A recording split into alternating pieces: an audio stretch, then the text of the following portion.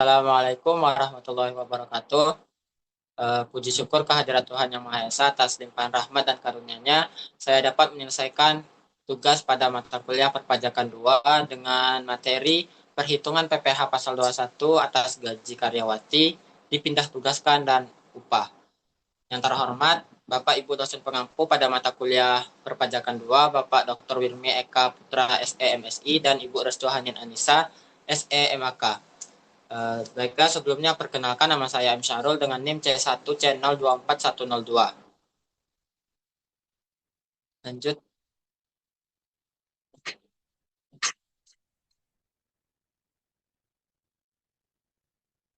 Baiklah, untuk materi pembahasannya yaitu perhitungan PPh pasal 21 untuk gaji karyawati, kedua perhitungan PPh pasal 21 dipindah tugaskan, yang terakhir yaitu perhitungan PPh pasal 21 atas upah. Lanjut. Yang pertama, langsung saja perhitungan PPh pasal 21 atas gaji karyawati. Di sini langsung saja contoh soalnya, yaitu Diva bekerja pada PT Perkasa dengan memperoleh gaji sebulan 8.500.000 dan membayar iuran pensiun sebesar 100.000 per bulannya. Diva menikah tetapi belum mempunyai anak. Pada bulan Januari 2024, penghasilan Diva pada PT Perkasa hanya dari gaji dan catatan suaminya belum mendapatkan pekerjaan. Untuk perhitungannya yaitu berdasarkan pasal 17 ayat 1 huruf A atau tarif progresif. Pertama, hitung terlebih dahulu gaji sebulannya sebesar 8.500.000. Kemudian pengurangan biayanya yaitu ada biaya jabatan sebesar 5% dari gaji sebulan, diperolehlah sebesar Rp425.000 dan iuran pensiun 100.000 per bulannya. Kita totalin pengurangnya didapat 525.000. Diperolehlah penghasilan neto sebulan sebesar Rp7.975.000. Untuk penghasilan neto setahunnya tinggal kita kalikan dengan 12 bulan. Diperolehlah total Rp95.700.000.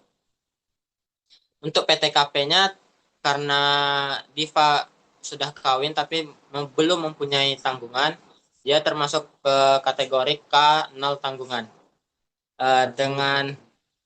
Dengan besaran PTKP yaitu sebesar Rp58.500.000. Dikurangi dari penghasilan atau setahun, dikurangi PTKP, diperolehlah sebesar Rp37.200.000 untuk PKP setahunnya.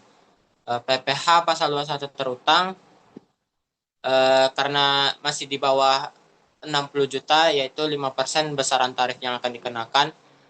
5% kita kalikan dengan Rp37.200.000. Diperolehlah PPh terutang setahun sebesar Rp1.860.000. Untuk per bulannya tinggal kita bagikan 12 bulan, diperolehlah sebesar Rp155.000.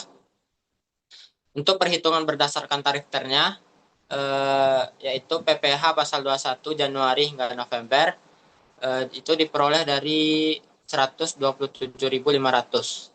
Itu kita peroleh dari gaji bulanan 8 juta dikali tarif ter 8.500 tadi, dikalikan dengan 11 bulan dari Januari hingga November.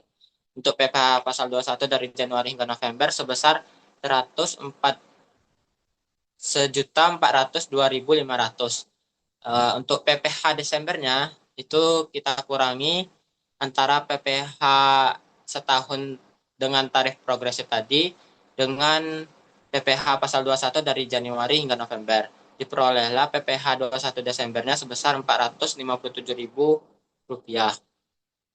Lanjut.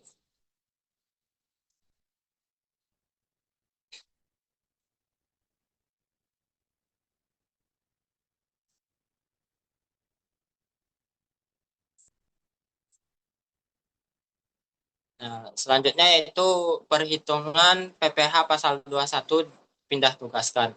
Contoh soalnya yaitu Ahmad, status belum menikah, bekerja sebagai pegawai tetapi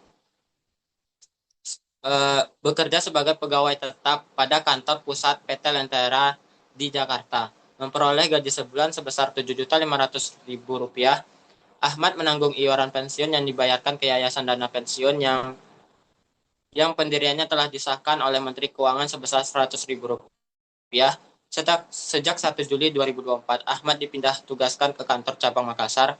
Untuk perhitungan PPh pasal 21-nya adalah, ini perhitungan berdasarkan pasal 17 ayat 1 huruf A, kantor pusat Jakarta. Pertama kita hitung penghasilan sebulannya. Sebulannya tadi 7.500.000 karena dipindah dari sejak 1 Juli, berarti dari Januari hingga Juni itu 6 bulan, kita kalikan sebesar 6 dikali Rp7.500.000 diperolehlah Rp45 juta. Pengurangnya yaitu biaya jabatan dan iuran pensiun. Biaya jabatan tadi 5% dikali penghasilan sebulan 7.500.000 diperolehlah sebesar Rp375.000, dan iuran pensiun selama 6 bulan dikali Rp100.000 diperolehlah selama 6 bulan Rp600.000. Kita kurangi penghasilan selama 6 bulannya tadi 45 juta dikurangi dengan pengurang tadi, diperolehlah sebesar Rp44.025.000. Itu penghasilan neto selama 6 bulan. Penghasilan neto sebulannya tinggal kita, ini apa nih? Penghasilan neto setahunnya tinggal kita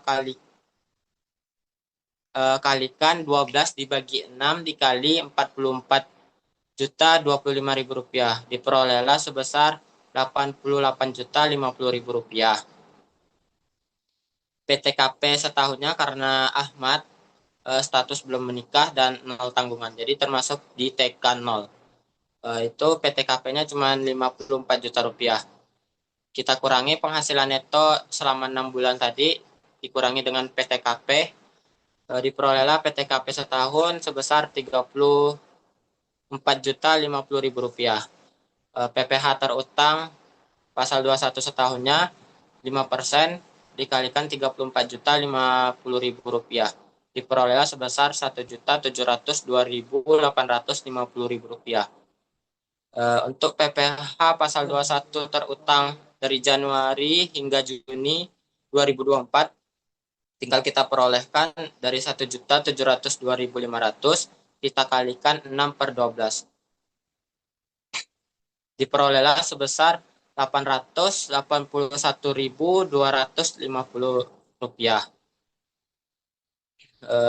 Untuk total kumulatif PPh terutang dari Januari hingga Juni itu kita peroleh dari 6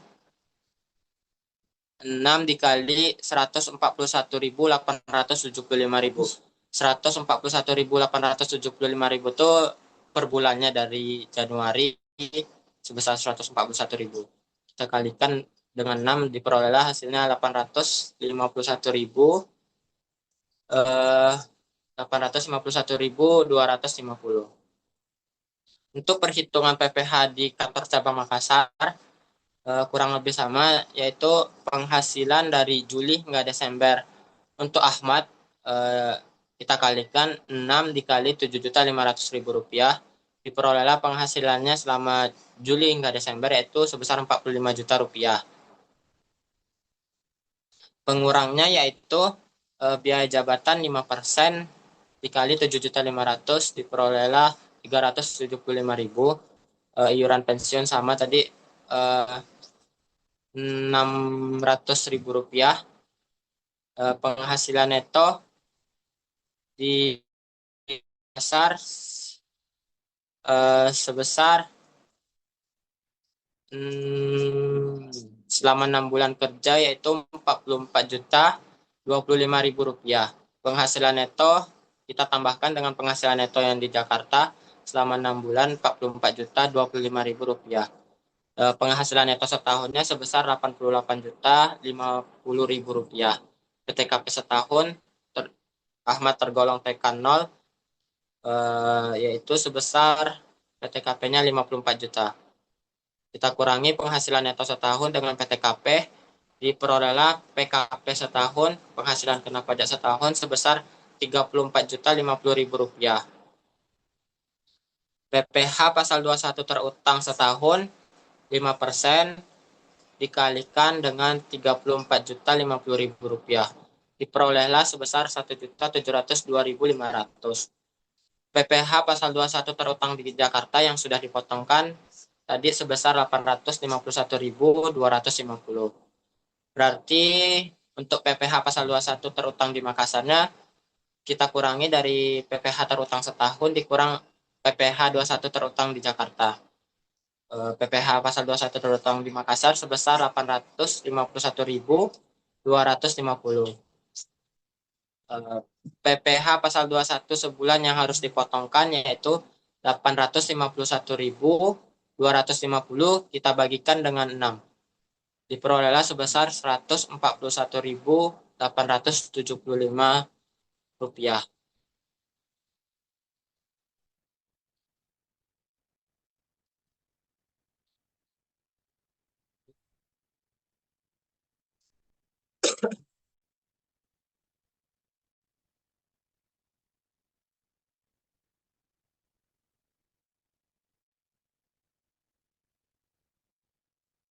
Yang terakhir yaitu perhitungan PPh pasal 21 atas upah.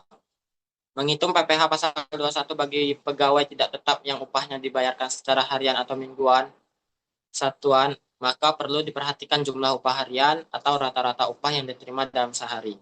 Yaitu pertama, upah mingguan dibagi banyaknya hari bekerja dalam seminggu. Upah satuan dikali dengan jumlah rata-rata satuan yang dihasilkan dalam sehari. Upah borongan dibagi dengan jumlah hari yang digunakan untuk menyelesaikan pekerjaan borongan.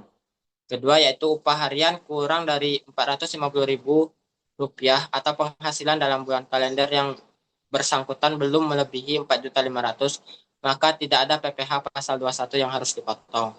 Ketiga, upah harian lebih dari 450.000 tetapi jumlah kumulatif yang diterima dalam bulan kalender yang bersangkutan belum melebihi 4.500.000. Untuk perhitungannya yaitu PPh pasal 21 upah harian dikurang dengan Rp450.000 dikali dengan 5%. Penghasilan bruto sebulan melebihi 4.500.000 tetapi tidak lebih dari 10.200.000. Itu untuk perhitungannya yaitu PPh pasal 21 upah harian dikurangi dengan PTKP sehari dikali 5%. Terakhir yaitu penghasilan bruto sebulan lebih dari 10.200.000. PPh pasal 21 penghasilan bruto setahun dikurang PTKP dikali dengan tarif pajak yang dikenakan. Langsung saja masuk ke soalnya. Oh, belum.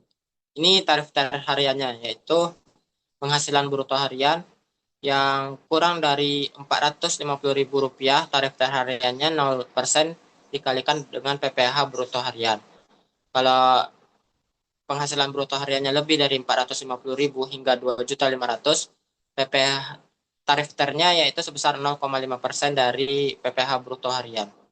Contoh soalnya yaitu Yusuf Hasim belum menikah pada bulan Agustus 2024, bekerja pada PT Jaya Ahadi, menerima upah sebesar Rp650.000 per hari. Untuk perhitungannya yaitu PPh pasal 21 berdasarkan tarif ter atau pasal 17 ayat 1, upah hariannya tadi Rp650.000 dikurangi dengan upah sehari tidak kena pajak sebesar Rp450.000. Diperolehlah upah sehari kena pajak sebesar Rp200.000. PPh pasal 21 seharinya 5% dikalikan dengan Rp200.000. Diperolehlah PPh pasal 21 sehari sebesar Rp10.000. Untuk perhitungan berdasarkan tarif ternya, yaitu karena Yusuf Hasim penghasilan seharinya melebihi dari 450.000, per hariannya terkena sebesar 0,5%. Kita kalikan 0,5% dikali sebesar Rp650.000. Diperolehlah PPh terutangnya sebesar Rp3.250.000.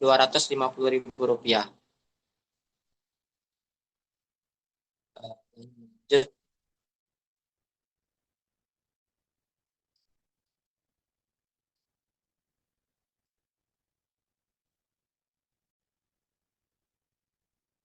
Demikianlah presentasi dari saya. Saya mohon maaf bila terdapat kesalahan dalam penyampaiannya. Saya akhiri. Wassalamualaikum warahmatullahi wabarakatuh.